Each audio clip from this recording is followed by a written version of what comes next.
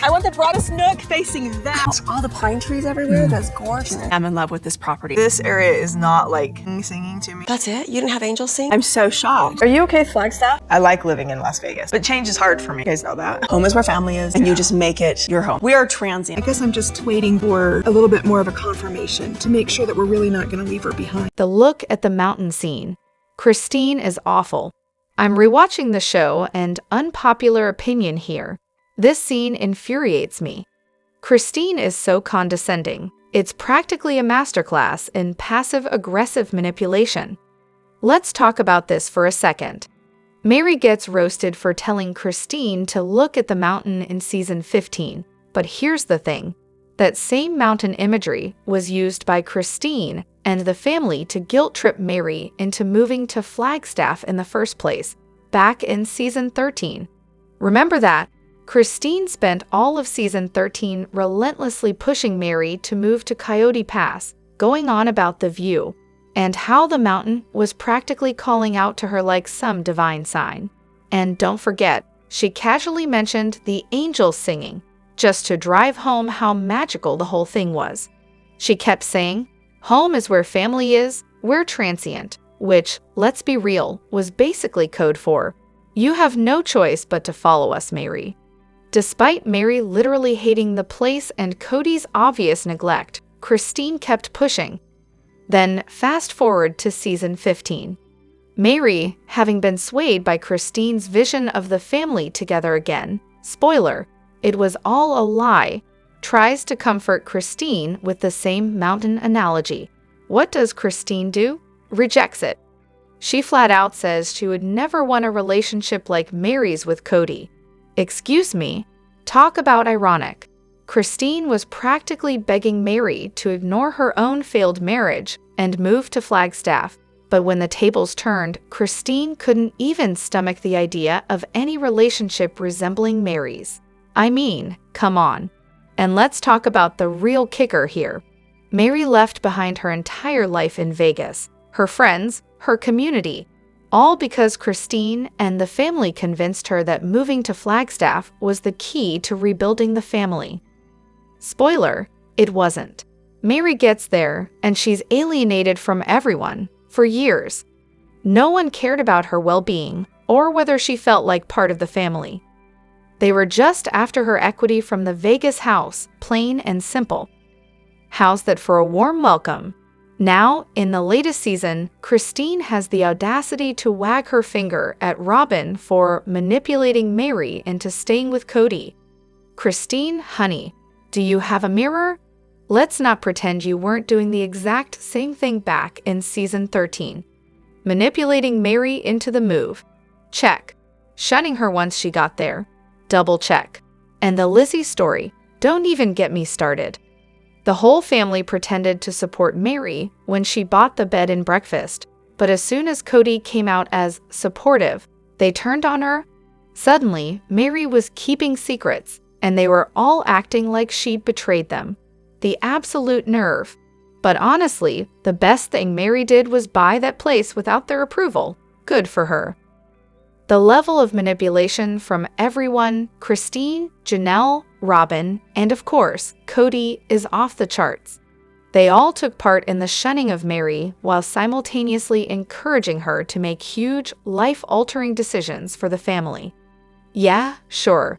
And honestly, I can't even fault Meri for her anger when Christine left. She gave up years of her life because Christine sold her on the idea of family unity and sacrificing for the greater good. Meri stuck around, feeling isolated and neglected. Then Christine just decides, you know what, I'm out. And Meri is left there, holding the bag. I get it.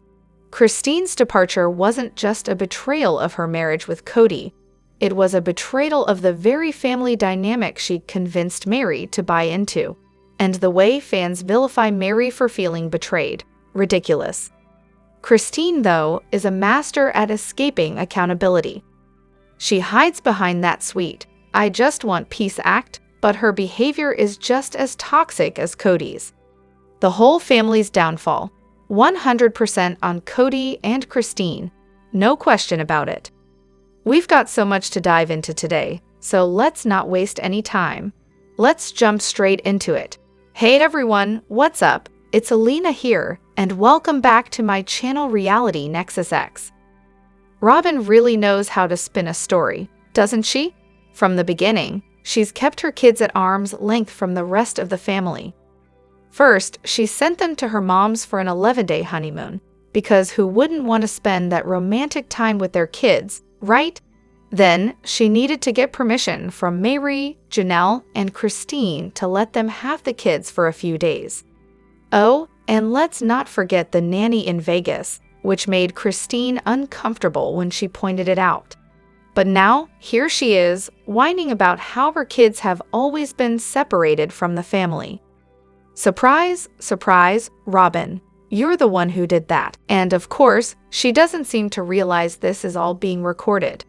Maybe Kody and Robyn should grab some popcorn and do a little rewatch, because the evidence is right there. Now, Robyn sits around sobbing about how she'll never get her dream of sitting on a porch with her sister wives. But the reality is she never actually tried to mesh with anyone.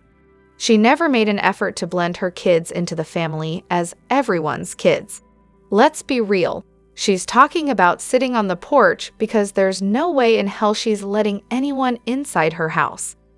I'm guessing her dream is actually sitting on that porch while her loyal servants, sister wives, wait on her hand and foot. Christine's brushing her hair, Meri's doing her nails, and Janelle's probably on the floor giving her a pedicure while Robyn looks up and asks, "Guys, do you think I'm pretty?" Then, of course, they all have to collectively swoon and say, "The fairest of them all, my lady." But what really gets under my skin about Robyn is how she treats her kids like pawns. She used them to secure her legal marriage and to play the victim whenever it suited her. She's always kept them apart from the others, even when the other wives were doing their best to raise all the kids as one big family. Robyn, not so much.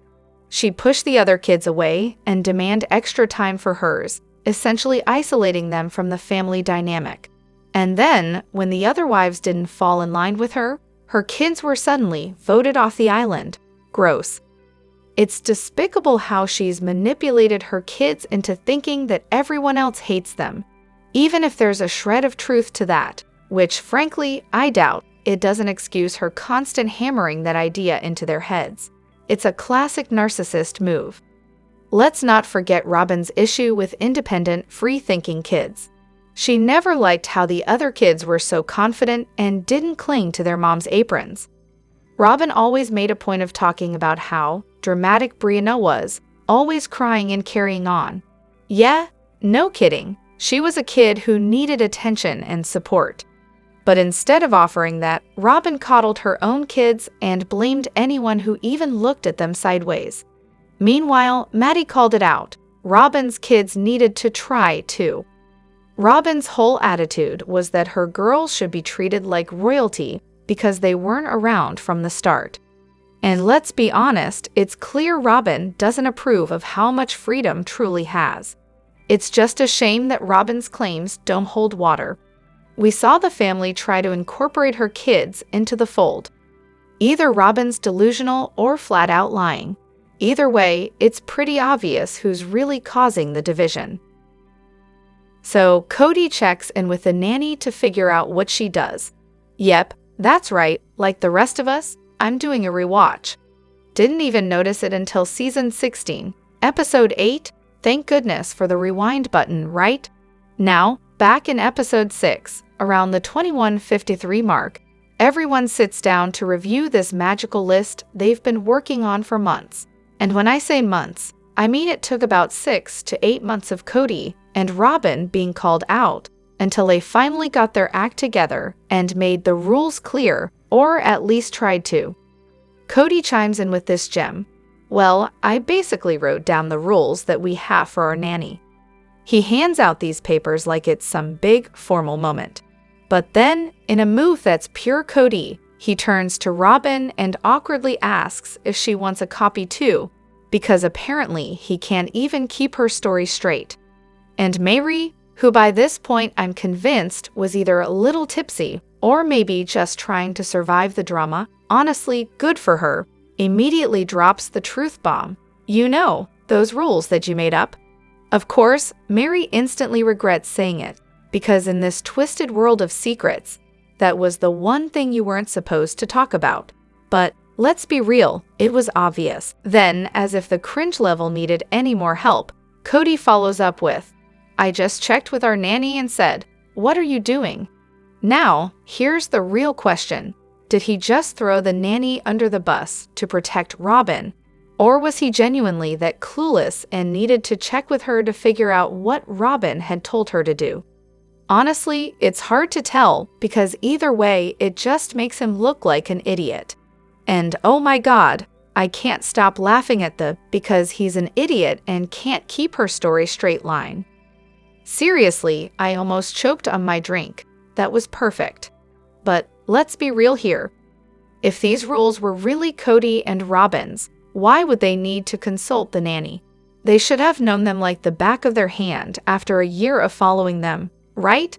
But nope, Kody and Robyn are just a pair of manipulative liars who can't even keep their own stories straight. Also, why do they even need a nanny? Robyn doesn't work. She has 3 adult kids and 2 minors. So why is she suddenly so incompetent that she can't manage 2 kids? Makes 0 sense.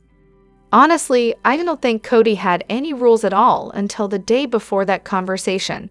You know, he just Googled strict coronavirus protocols, did some copy-pasting, and then threw together whatever made him feel like the alpha. It's so poorly thought out, you can tell by the repetition. Same rules, different wording. Classic Kody move. He was all worried about coronavirus and how to protect everyone, but of course he couldn't actually consider what that meant beyond just shouting, "I know best." Anyone who didn't follow his rules got hit with the "well, I said so" response, and instead of actually thinking about a reasonable solution, he just dug his heels in deeper. And then, as a bonus, it turned into an excuse for him to avoid dealing with his family, especially since Robyn was all too happy to encourage that laziness. So something about Michael T. I hinted at this in my last post, but seriously, I am so done with how some people can be downright cruel about her.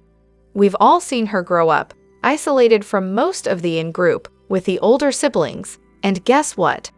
Everyone, including the parents, acknowledged this. It's like they expected her to be a perfect little angel while treating her more harshly than her peers. And yeah, we saw that play out more than once. When you treat someone differently and isolate them, surprise, surprise, they're more likely to fall for manipulation and engage in attention-seeking behavior just to feel like they belong. Honestly, is it really that shocking that she latched onto Robyn or did anything to gain her father's approval? She's not just like Kody. She's been manipulated from the moment Robyn entered the family, and let's be real, she probably won't see it until she does. Every one of the Brown kids has been affected by this messed up family dynamic, but it's beyond me how adults watch them, pick favorites, and then trash talk others like they're just like Kody. How about we stop with the whole "let's pile on Michael T" thing? It only fuels the cycle of isolating her. It's possible to hold her accountable without ripping her apart. Don't get me wrong, I get that she's made some shady moves with her mom, but that's not even the point I'm making here. Now, let's talk about her getting on her high horse and claiming that postpartum depression is just because women are jealous of their babies. What? That is infuriating. A shitty childhood doesn't give you a free pass to spread misogynistic medical misinformation when you could easily just, I don't know, Google it and educate yourself. It's honestly beyond ridiculous, and it's dangerous. In this day and age, spreading such blatant nonsense about something as serious as PPD is irresponsible. And for the record, PPD is one of the worst things I've ever gone through. I was at the brink of taking my own life, and it's the #1 reason I'll never have another child. So for someone to spread that kind of misinformation is not just inconsiderate, it's harmful. Women already feel judged and too often go without help because of people like Michael T spewing zero credibility. In Season 16, Episode 16, Gabriel is desperately trying to reconnect with his father, Kody, and explain how much he misses their relationship. But instead of having a heartfelt conversation about his son's pain, Kody can only focus on defending his bizarre coronavirus rules. 4 years later, looking back at those rules, it's almost laughable how extreme and nonsensical they were. But what's really wild is how Kody used those rules to justify pulling away from his own kids, except for Robyn's, of course. Watching Gabriel try to explain himself is heartbreaking. He's clearly trying to be on Kody's side, even though he doesn't agree with him. He just wants to feel close to his dad again. And the pain in Gabriel's eyes when Kody goes off on him is almost unbearable. It's a gut punch to see a kid desperately seek his father's approval, only to be rejected. Kody's preference for the kids who followed his rules, Robyn+Kids, is so obvious, and you can feel the tension between them and the other wives' children. No wonder there's such a rift. Let's be clear, I get it, coronavirus was a strange time, and everyone was paranoid. But come on, if I were Kody, I'd need to see my kids. I'd need to see my husband. It's not rocket science. If I couldn't see them in person, I'd make sure I had constant contact, at least a few calls a week, just to show I cared. But not Kody. Instead, he hid behind his rules and used them as an excuse to withdraw from his children. It's so hard to respect a parent who would choose to be distant from their kids because of some arbitrary guidelines. Yes, coronavirus was uncertain, but after a few months, it became about control. Kody wasn't just being strict for safety, he was doubling down on obedience, on loyalty, using his so-called rules as a mask for his desire to simplify his life, without the hassle of managing a big, complicated family. The sad reality is that Kody had been hinting for a while that he was over polygamy. And honestly, the way he handled coronavirus gave him the perfect excuse to get what he wanted, a monogamous, simpler life where he could focus on himself and Robyn. He wasn't as strict with the rules as he made it seem. He just needed a reason to pull back from everyone else and live life on his terms. I feel awful for the kids. How could they possibly have a strong relationship with a father who clearly favors the children who fall in line with his rules? The whole situation reeks of pride and neglect. Polygamy and Kody's ego have always been the real problem here. Janelle's RV. Oh, what a delightful mess this was. I'm rewatching Season 17, and it's honestly hard to believe how ridiculous things got. Janelle bought an RV to make do with her living situation, and Meri and Robyn, not exactly thrilled. They were upset that Janelle parked her RV on their empty lots. Yes, their empty lots. Now, let's pause and appreciate the sheer hypocrisy here. These women who constantly preach about family unity and how they're keeping everything together can't even be bothered to support one another when it actually matters. They're all about the family mantra unless it involves offering a little help or compassion. In this case, it was all about them, and Janelle's living situation was just an inconvenience they couldn't be bothered to accept. This wasn't the first time housing was an issue for one of the wives, by the way, but did any of them ever offer a spare bedroom or try to make things work? Nope. They tolerated each other, sure, but that's about as far as it went. No love lost. So Janelle parking the RV on a lot that wasn't hers was apparently a huge problem for Meri and Robyn, despite the fact that the plan was to reconfigure the lots anyway. Not like anyone was busy improving their own land. But of course, it was a huge deal for them. What was the actual harm here? A few wheels and a bit of RV charm on an otherwise empty lot. Yeah, no, that was too much. And Kody, well, the cherry on top. He's co-owner of all the lots, but did he step in to smooth things over and get everyone on the same page? Of course not. He couldn't even be bothered to support Janelle. As always, his wife's needs came dead last. Classic Kody. Let me know what you think in the comments. Don't forget to hit that like button and subscribe to my channel. I'll see you in the next video. Take care and much love to you all.